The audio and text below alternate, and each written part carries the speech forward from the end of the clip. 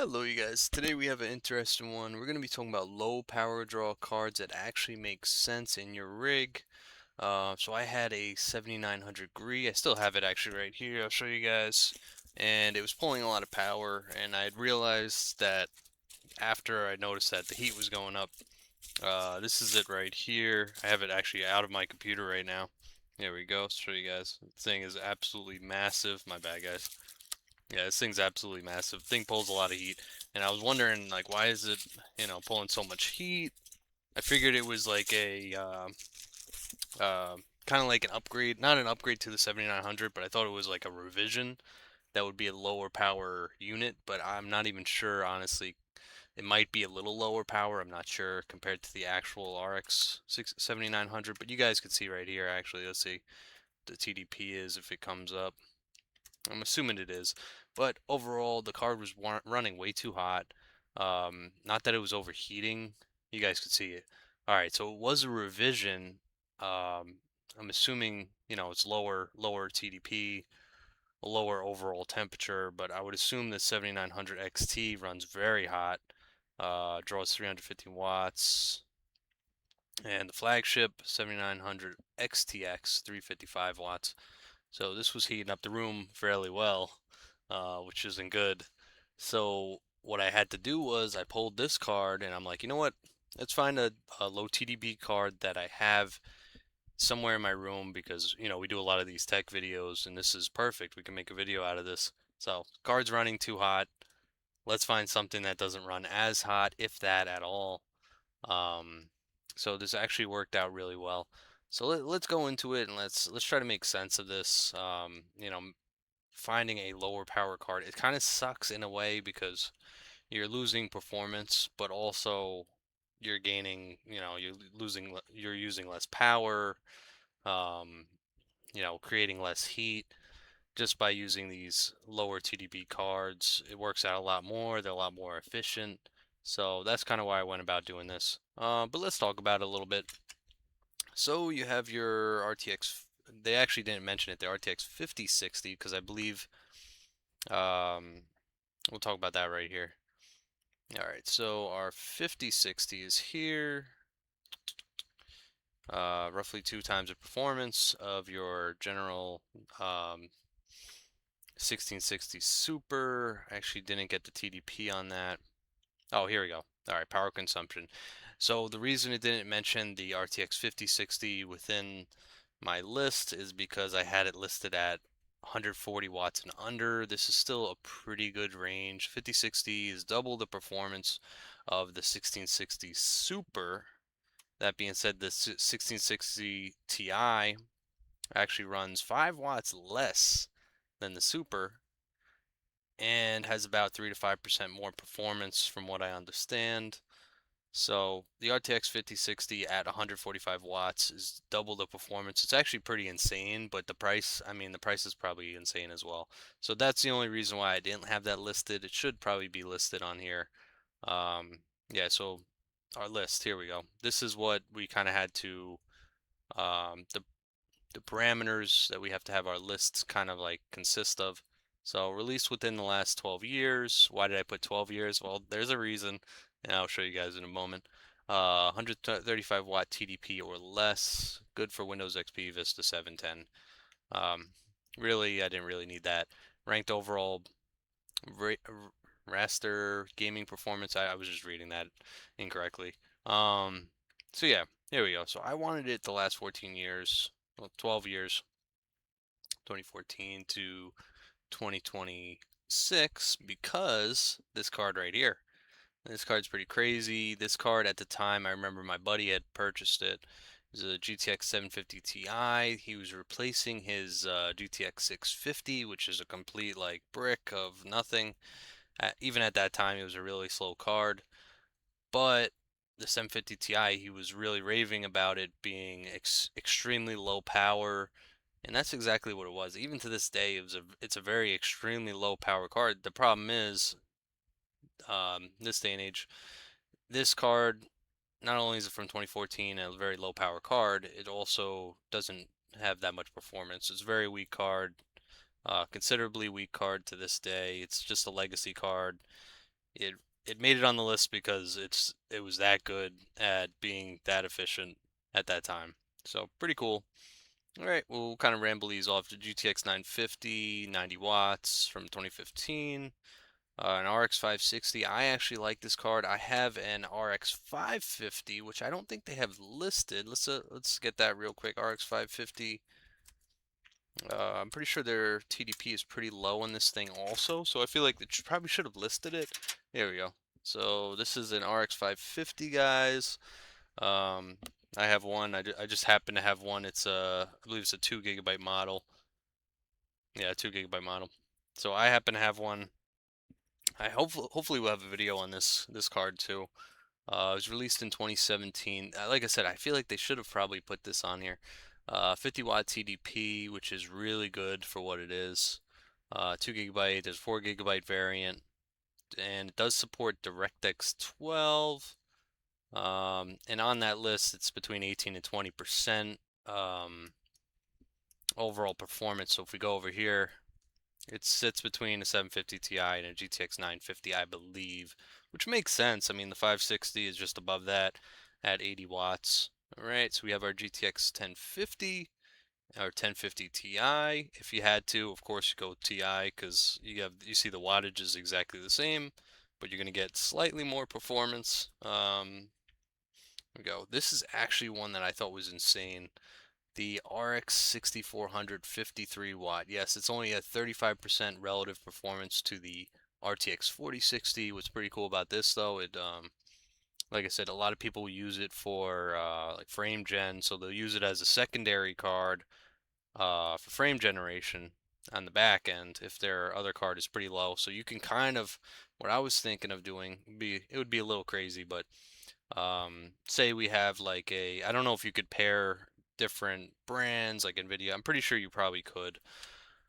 But say I purchased um, let's say I purchased like a 1660 Ti. All right, so we got 120 watts of TDP, and then I pair that with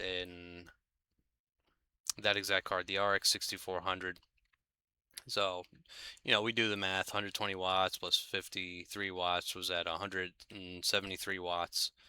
You're going to get pretty crazy in performance. Well, the performance isn't going to be extremely insane with the 1660 Ti. It's going to be pretty good for what it is. But then you get to use frame gen on top of that with your RX 6400, have that covering just that. And I think you'd be getting a lot of frames, and it would be fairly efficient at 173, 173 watts TDP. So that would be pretty cool. That was just one of my ideas. This seems like a pretty good card at that price, even though it's not super strong. It's really really efficient. But yeah, I got this card here. It's a GTX 1650. I will show you guys that one. This one was an option for me as well. The problem with this card is the power. Um, my main goal for this card that I kind of wanted it to do is pretty much just play like Forza Horizon 6 and a lot of other games like strategy games, but that's like the heaviest game I have. And as long as it can play that on like lower medium, I'm happy. I'm good. And so I've been playing it, but it actually I looked it up a little bit. The 1650 would have some difficulty. You can still play it on low, from what I've seen, but it's probably not a extremely great performance. So you probably like if you are playing Forza Horizon 6, this might be one you want to stay away from. This is the card here. I'll show you guys. It's a very nice card. I believe this is also a 4 GB variant. Oh no, this could actually be a 6 GB model. I'm not 100% sure. I think it's a 4, but here we are here. You guys can see it's a GTX 1650 D6 Ventus. So it's a pretty nice card. Um, this card.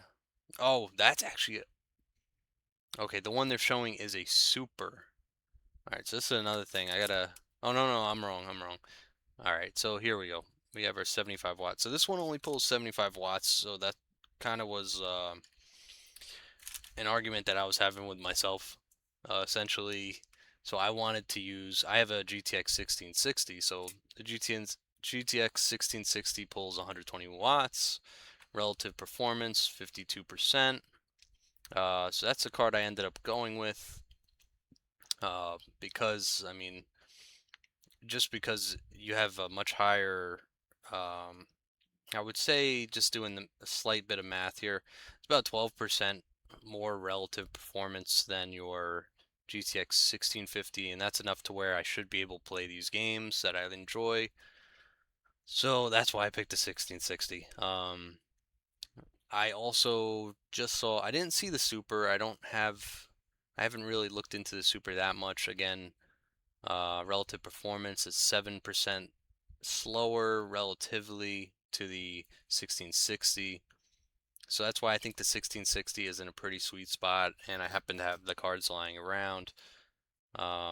We also have the RX 6500 XT. I've been finding these cards, usually they're 4 GB models.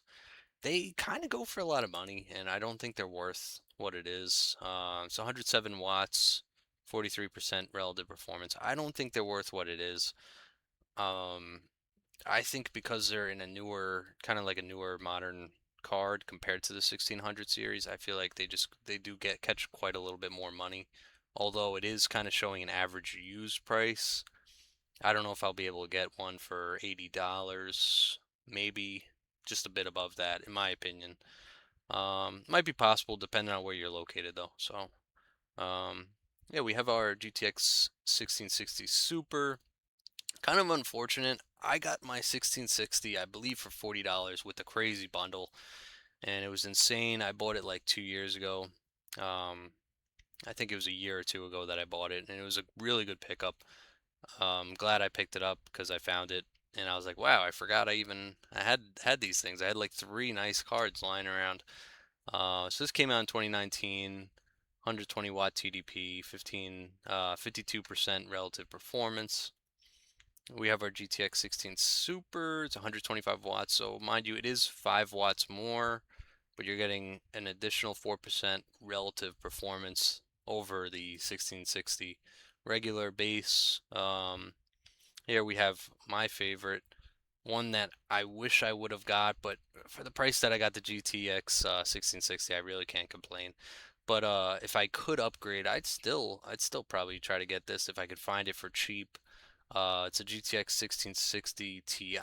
It's only 2% relative performance increase from the Super. It's really only like 2 to 5% depending on the game. As far as performance generally from what I've heard. This card would also be a 120 watt TDP, so you're looking at 5 watts less on the TDP, which could make it quite a bit worth it. Plus, you're getting a slight bump in relative performance, pretty good. They put the ARC A580, released in 2023. This, it's not really a card that I would recommend because it's 185 watts. Performance 59%. Again, just overall, I mean, it would be better to just go 60 watts less. Get yourself a 1660 Ti probably, just to be in a more efficient range. There we go. So we have our RX 6600, 132 watts. That's 62%. Our RTX 3050, 130 watts. I feel like people still want a lot of money for these cards, so it's it's kind of stuff I would avoid. But with the RTX 3050, they do DLSS and frame gen. So, I mean, if that is something you're looking for, the RTX is probably a good option. Um, Again, it's offering us more cards that are out of our TDP range that we're kind of focusing on. Our RX 7600, released in 2023, 165 watts. Our RTX 3060 12 GB model, 170 watts. It is 83% relative, and our RTX 4060 released in 2023, 115 watts, 100% relative performance. Again, these do catch like 300 bucks probably all day.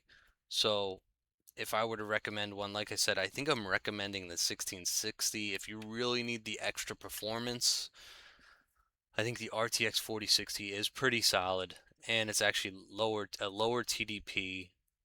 Also, almost doubling your relative performance of a 1660 base model with, again, 5 watts less TDP. So it's more efficient, uh, almost double the performance, just a little bit less, but also almost double the price. So kind of put that into effect and just think about that when you are purchasing a low power card. Just kind of to show you guys what we have here. RTX 4060 is roughly 70 to 85% faster than the GTX 1660 Super in normal 1080p raster gaming. Okay, so very specific for 1080p gaming. Go. So something the 1660 Super might get 60 FPS, the 4060 roughly 110 FPS. It doesn't give us a specific game or anything like that, so I don't really know where they're getting it. You're also looking at the 4060 8 gigabytes of VRAM versus 6 gigabytes. There's our frame gen that I mentioned before. There is ray tracing support. And it does say similar power usage. So as far as TDP, the 4060 actually wins. The 4060 pretty much beats out the 1660 other than the overall price. So you just got to kind of think about that. Um, there we go. I wanted to see what our 5060 would be like I said. Um, 125% relative performance. So it's between 15 and 25% faster than a 4060. There we go. There's our real world comparison. Again, I don't know what games they're pulling this from, but it's a typical 1080p performance. So we're going there.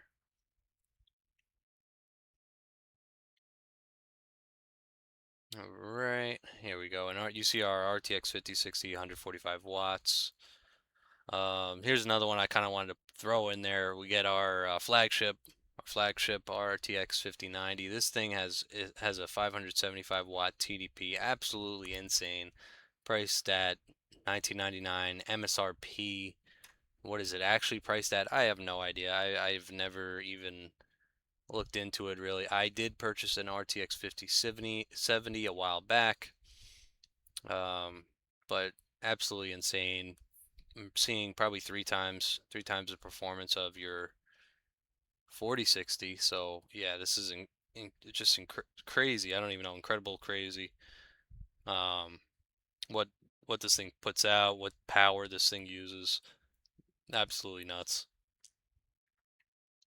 Also, yeah, you guys see our RX 550.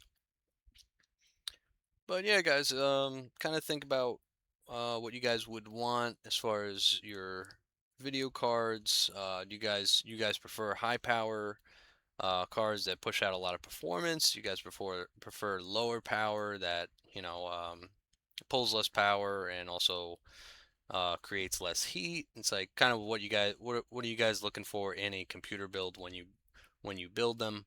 But thanks again for watching, guys. I think this was pretty interesting. I mean, we could also throw in a little extra right now. Our GT 1030 DDR5, 30 watts. This thing pulled 30 watts. This is crazy. Um, but yeah, guys, thanks again for watching. I figured this was a pretty interesting one because I have all the cards kind of just lying around. Um, they're everywhere, and it's kind of like what our channel does. It's a lot of tech videos, as you guys can tell. Again, thank you guys for watching. Check out our sponsor, Dubby. I got a little blue raz right here. Finally got it in. Um, this is our new flavor that we purchased. Blue raz. I got a good discount. I'll leave my discount code at the bottom. It's a 10%. Use party 10. You get a discount on some Dubby. Definitely check it out. They have some great flavors. They make energy powder. Um, they make hydro samplers and hydro drinks. I have this one over here, hydro blends. It's got electrolytes. It's lemonade. All right. Thanks again, guys. Please like and subscribe if you guys like these videos, this content. Let me know. Let me know what you guys are trying to see after this. Thanks again, guys.